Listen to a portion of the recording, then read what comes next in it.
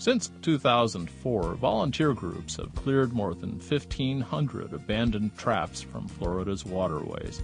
Now, a new rule is making it easier. Beginning in July, Florida is closing regions across the state to blue crab trap fishing for 10-day periods, adding new efficiency to organized cleanup efforts.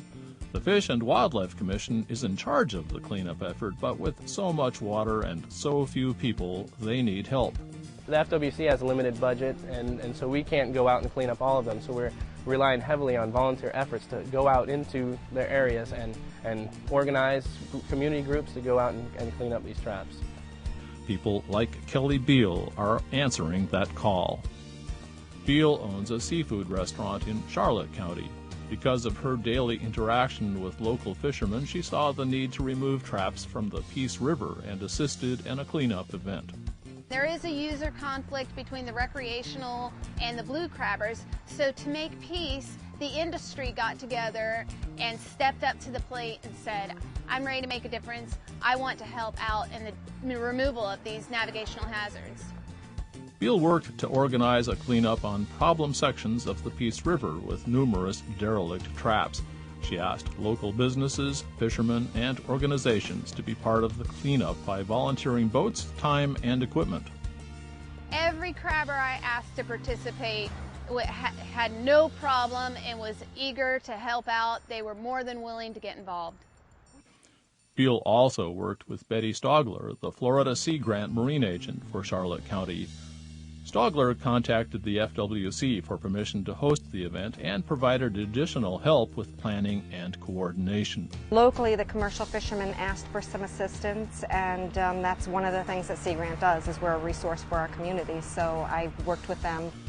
On the morning of the cleanup, Sea Grant agents give volunteers a crash course on identifying derelict traps and demonstrate how to remove them. Volunteers then split into teams, searching the surrounding waters. After 4 hours of work, teams return with their catch and data about each trap they've collected.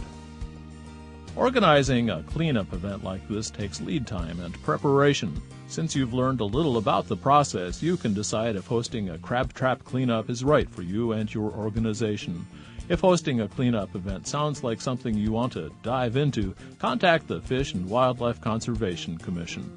The first step would be to go to our website and look up our volunteer trap cleanup and trap retrieval website. You can download our frequently asked questions, look at data sheets that are required when collecting traps, look at the form that you need to fill out before you organize that needs to be submitted to the FWC to get prior approval before the event. Not sure if you can handle all the preparation and coordination but still want to help? Volunteer events are being scheduled in selected regions of the state. Log on to the Florida Sea Grant or Ocean Conservancy websites. Florida Sea Grant is a partner that supports cleanup events across the state, and local Sea Grant agents are likely to have information about events occurring in their communities. Some agents may want to actually coordinate the events. Others, depending on their role in their communities, they may just be a resource for a local kayak club or fishing club that wants to do the cleanups.